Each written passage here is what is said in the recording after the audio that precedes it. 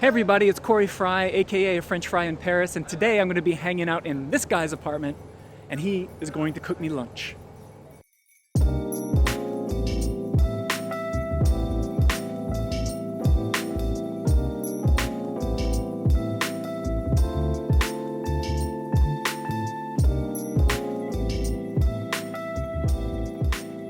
Hey everybody, I got my buddy here from New York City, Mr. Haas Manning. Hey. How's it going? Happy to be in Paris? I'm loving every minute of it. Fantastic. So I already gave you a tour last time you were here. Yes. And you're back, but you offered me something amazing. I'm so excited when this kind of thing Absolutely. happens. You are going to cook me a homemade meal in your apartment here in the Marais. That's right. French inspired.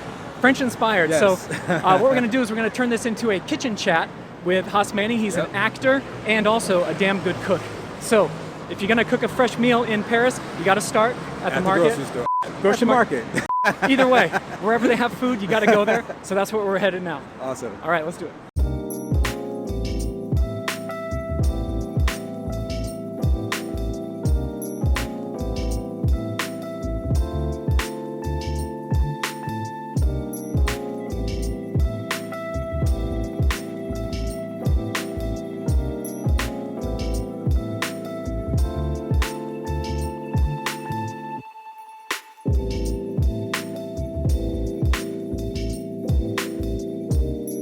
All right, everybody, we made it to the kitchen. We've got everything that we need, or everything that Haas needs, because I don't know how much I'm actually doing today.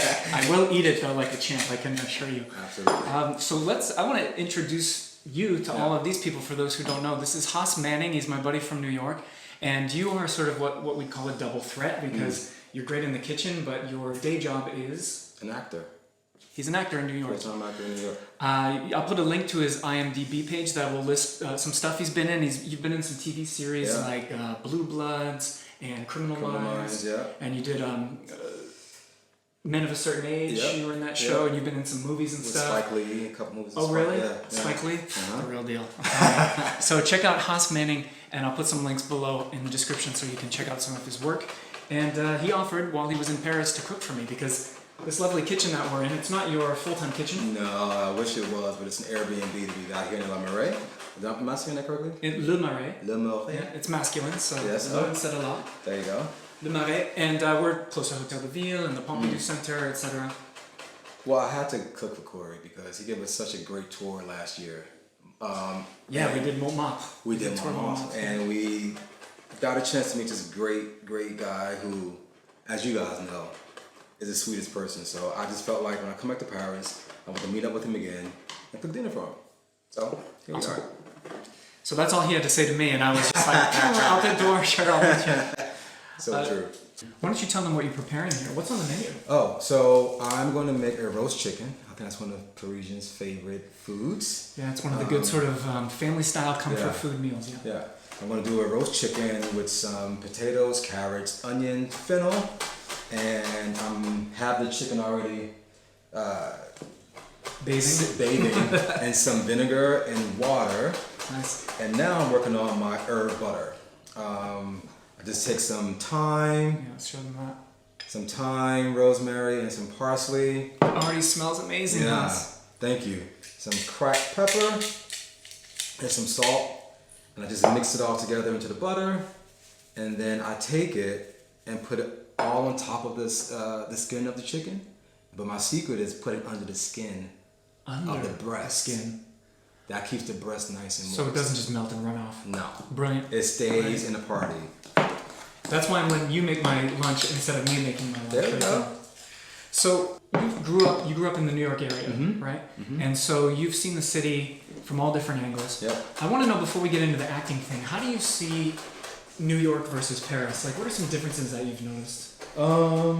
It's the consistency of the buildings here are just, the French did it right. The consistency, you look down on the street at one of those little winding, small, little medieval looking streets and see all of those buildings look exactly the same, or the little pop of color with the flower pot outside. I mean, it's magical. It's one of those things you just feel like, take my breath away. And I just want to just stare at this for like 2-3 hours, just to take it all in, But you still feel the sense of urge, like this sense of purpose here. but it is a bit more calmer. New Yorkers are move out the way. You come to New York City with an agenda. Yeah. Whether you're local or if you're coming to visit. Most locals are coming to New York City for something, whether it's a meeting, an audition, or you're there for a reason. Yeah. Paris would just come here and enjoy it, like enjoy the parks and enjoy the little finer things. You know, you can take your time and really have a good time. So I think that's one big difference too. Excellent. Speaking of having speaking of having a purpose, let's zoom in and see what you're working on. Yeah.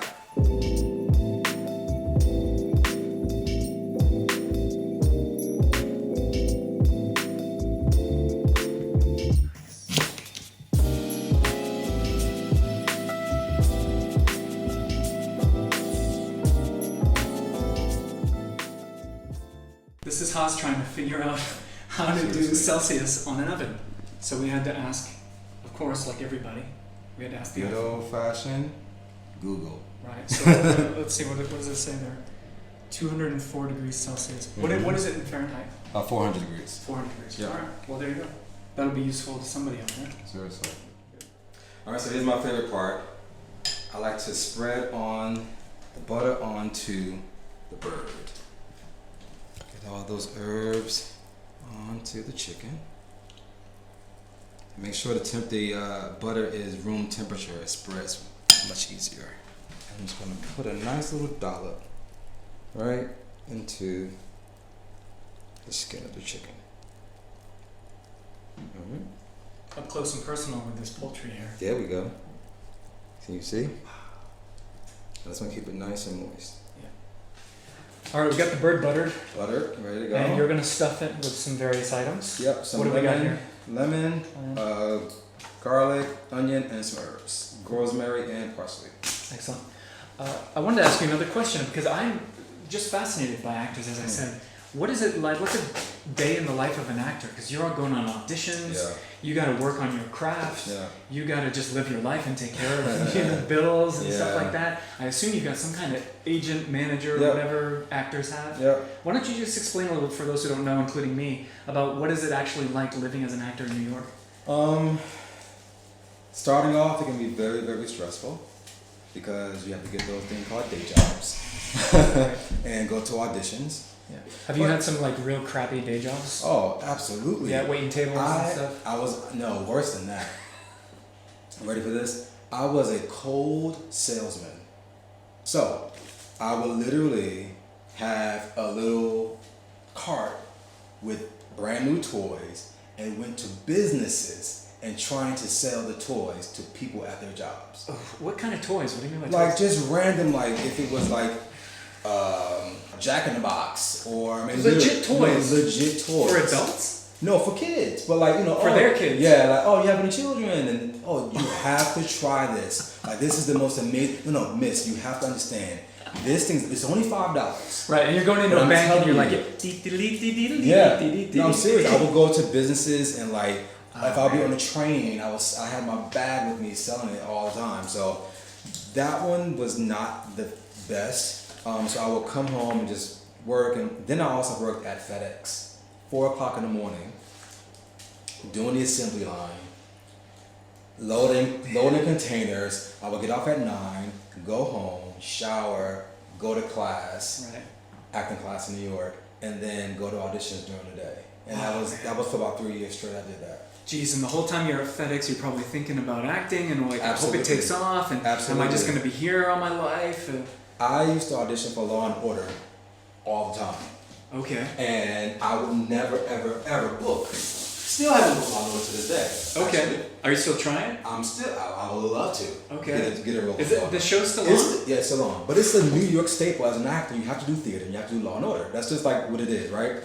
And I was getting off work from FedEx one day, and they were shooting an episode by the Water of Astoria, Little Olive Oil, by the Water of Astoria. And once again, I could not book the show, right? So I found the AD, and I said, excuse me, hi, can I please just sit here for a minute and watch how this works? Now, I've gone for many auditions like through the years for that show. So he said, sure, grab a seat. I sat down and I watched him do the show. And I said, I get it. my equation to this was TV is like ping pong, and films are like tennis. Yeah. Right? Okay. So TV is ba ba ba ba ba ba ba ba. Film is ba ba ba. You mean in the course of making it and Making filming? it. So, and for an actor, Yeah. TV is fast paced. And I always went to the auditions for Law & Order like, I'm an actor, you know, I have to take my time and let it marinate and say the words, you know. Slip some butter under the Let's skin. slip some butter under the skin. And then I realized, oh, there's a craft to this. Yes. There's a craft to playing ping pong. Right, it's got its own rules. Own rules, own artistry. It really, really does. And I was stuck in a world of film. You know, I was taking my time too much and like playing too much with, like not playing, but like I am an actor who acts here. Wasn't that the case even now? I mean, TV shows are looked at in high regard and Netflix series and stuff, but there was definitely, especially for actors, I wonder if it's the same, but the difference between like a TV actor and a movie actor, and never the twain shall meet, you know, it was actually very hard to cross over, very rare. It's very true. You can, even with theater, if I'm at an audition and I see a theater actress, or actor, you can spot them a mile away. Really? Because they're bigger. Even the way they sit in the audition, they sit like this. Yeah. You know, the girls got full makeup on and lipstick. And people, like actors who are regularly auditioning for film and TV, we're a bit more like, you know, not laid back, but our energy is different. Right, because those theater actors are so used to playing to a big room. Yeah. They gotta have a presence. Big, and we're used to being like this. Right now with this camera, Like being this. very small and tiny. We don't have to be big. No, we can just... See how crazy that looks? If I did like this, I said, Corey, what are you doing next to me? I'm making the chicken. Too big, right? As opposed to Corey, what are you doing next to me? I'm making a chicken. I think about that every time I turn on a camera to make a video. No, I don't want to go too big, don't want to go too low key. You're perfect. Your energy level is perfect. Seriously, it's really good. Appreciate it. Yep. Let's do this. All right, go into the oven. I wanted to ask you too, just in terms of acting. Like, are you... I don't like watching myself on camera or hearing my voice when I'm singing. Like, I think most people are like that. Yeah. But what about you as an actor? Like, are you able to watch what you've filmed? Can't stand it. Really? Can't stand it. I will literally walk out of a room. There's been times I've been at premieres of movies I've done and covered my face with like my jacket or like got all the way down the bottom of my seat and just like, is it over? Is it over? Is it over? Literally, I cannot do it. I'm always in my head. I'm an overachiever, and I feel like what I'm doing is never good enough. I want to go deeper, deeper, deeper, deeper, deeper. So I take that energy, and the next film I do, I remember that and say, now how can I go deeper with this character again? Yeah. Well, you mentioned too that you get nervous before you go on stage or when you perform. Oh, absolutely. I before I do a movie or a TV show or commercial, like they have to literally push me in front of the scenes, in front of the camera sometimes. I really just get like butterflies and like this. I feel like I'm doing theater. Like I'm doing live theater again. Is it true though that once you get started and you're into it, you can't stop. It goes away. It goes away. You're in your element. The first 30 seconds, I'm like, okay, done. Why was I so afraid? 30 seconds, I'm like, okay, done. But that's all because I'm dependent on the other person I'm working with as an actor. Yeah. And making sure that we will, because there are times when you do a movie, you audition for it, and you may not see the other person that you're going to work with until you get on set. Yeah, that's tough. I did a film once and did the audition, which was great, and I get on set. They bring in all the actors, we get our places, and right next to me is Zoe Kravitz, and I'm playing her boyfriend. I had no clue. She's awesome. Yeah, she's so. For those who didn't catch it, it's Lenny Kravitz's daughter. Yeah, who's an amazing actress. Amazing actress and the sweetest person. Really, the sweetest person. Cool. We hung out a lot. She's also a great. She's in a band. She has a band. Oh really? Oh yeah, she's really good. So I go to some of her shows sometimes in the city. Excellent. And even though you're both actors, you must get kind of starstruck. Absolutely. I gotta really up my game now. Absolutely. This is not a no-name. Absolutely. Or you do a film that's independent and the actor may not be as prepared as you are, and now a lot of it falls on you. I did a movie with Brian Austin Green recently. And what was the name of that one? Chasing Titles, Volume 1. Chasing Titles, Volume 1. So I did that film with him, and we were at one location, and we were in West Palm Beach, and we got shut down from the sheriff department. So, because it was too much noise, and the neighbors were kind of like, it was too much Hollywood, I guess you could say.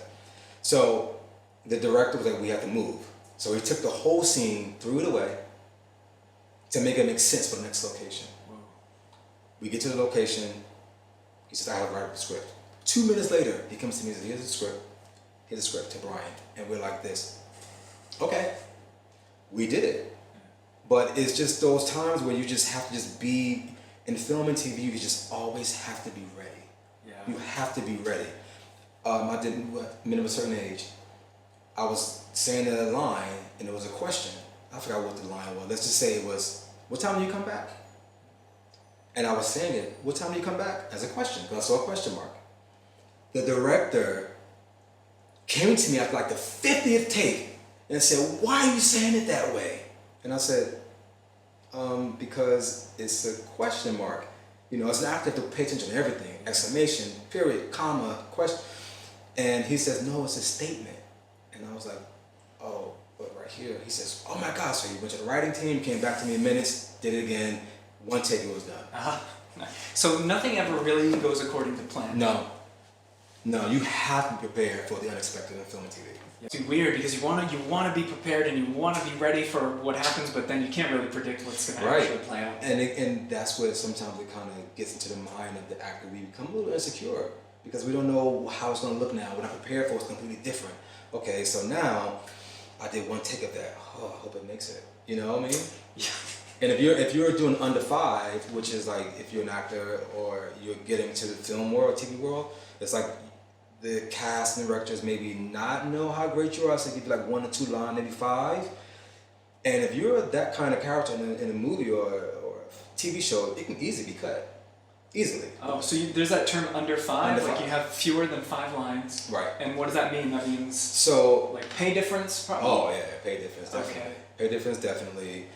Trailer different. Like all of the Really? everything is different. Yeah. Oh, it's based on those 5 lines? Yeah.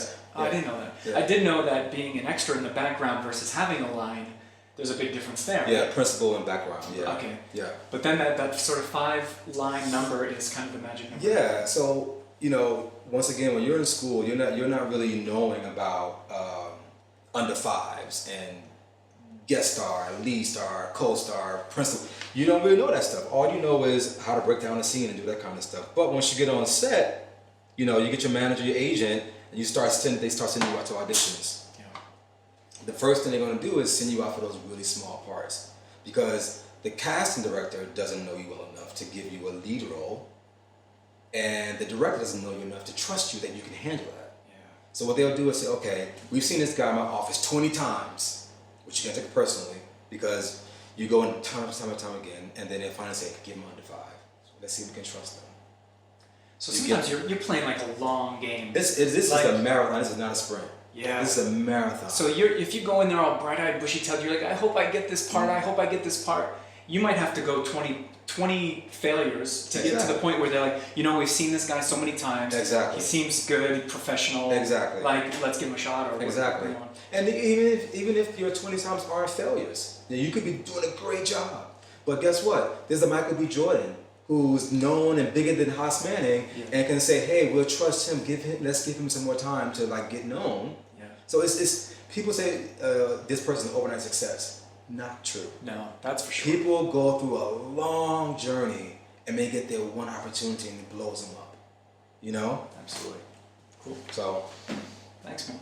Yeah. Okay, so we've definitely upgraded this chat now. We've got the wine here. We've got Yeah. a nice burgundy. Yep. And so, first of all, how about a cheers? Thank you Cheers. for joining me on this chat. It's not done yet, Yeah. because I actually want to give you a bit of a plug. You've got an exciting new project, because I called you earlier a double threat, but now let's go ahead and just call you triple threat. Because you got the acting, you've got clearly the cooking thing, but you have started a YouTube channel Yeah. that is basically you cooking. It's a cooking channel. Yeah.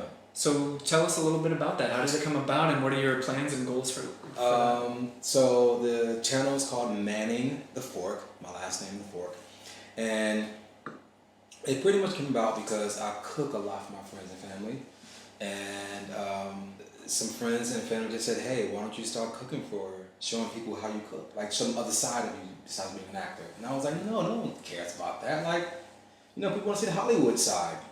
But, oddly enough, a woman who wants to do PR for me told me that's the smart thing to do. Because what I do on Instagram is just acting. I don't show another side of me. Sure. So after I thought about it, I said, you know what, that is a good thing to do. People want to know me and see what I'm about besides being an actor. Absolutely, man. And I want to become more personable. Cool. Yeah. I think it's a brilliant idea. Thank you. And this kitchen, by the way, smells amazing. Thanks. So clearly he's qualified to have a cooking YouTube channel. Go check out Manning the Fork on YouTube. Let's cheers to that. Cheers to that. Come on, man. Cheers thank to you. YouTube. And thank you, Corey, for my first interview. Not just for Manning the Fork, but also the personal side of Haas. I really appreciate it. Oh, man, this is the first sort of proper First. interview that you've... First. Oh, man, well, there you go. I didn't know that. That's Thank really you. special. So all we got to do now is drink some wine, Mm-hmm.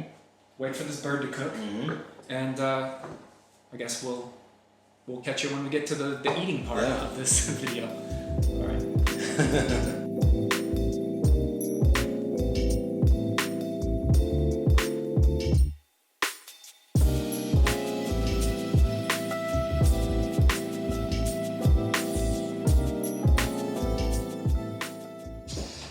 All right, well, here we are. My friend. Finished product. Absolutely. I'm excited. I'm excited. Let's dig in and see what's going on here.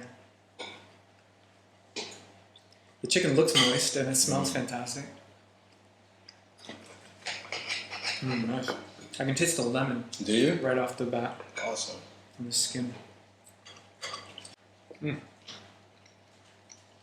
My favorite kind of food is the food that I don't have to cook myself. And this is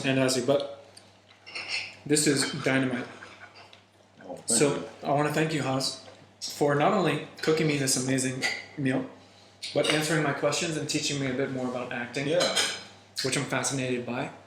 And I want to remind everyone to go and check out his YouTube cooking channel called Manning the Fork.